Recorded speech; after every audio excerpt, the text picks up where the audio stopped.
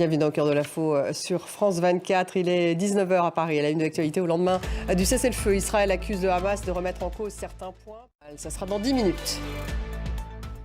Actualité au Proche-Orient pour démarrer au lendemain du cessez-le-feu. Israël qui accuse le Hamas de remettre en cause certains points pour extorquer des concessions de dernière minute, ce qui est démenti par le Hamas. La presse israélienne évoque une réunion demain du gouvernement justement israélien pour ratifier cet accord de cessez-le-feu.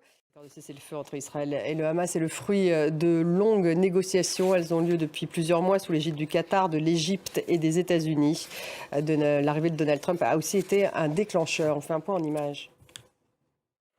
Il appelle à la mise en œuvre sans délai de l'accord de cessez-le-feu dans la bande de Gaza. Israël qui devrait donc avoir son cabinet, son gouvernement, se réunir demain pour ratifier l'accord.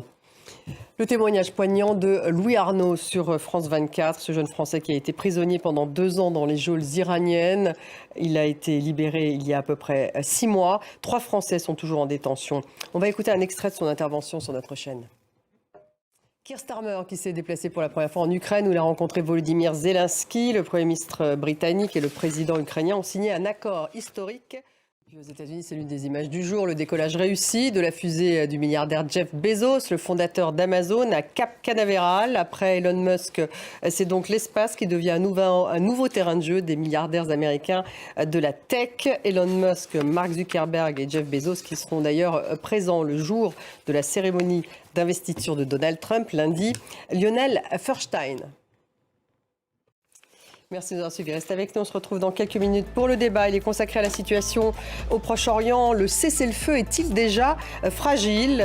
On va revenir sur cet accord. Comment sera-t-il mis en œuvre ? On va revenir aussi sur les réactions internationales. Quels sont finalement les espoirs de la fin d'une guerre ? Le débat dans quelques minutes.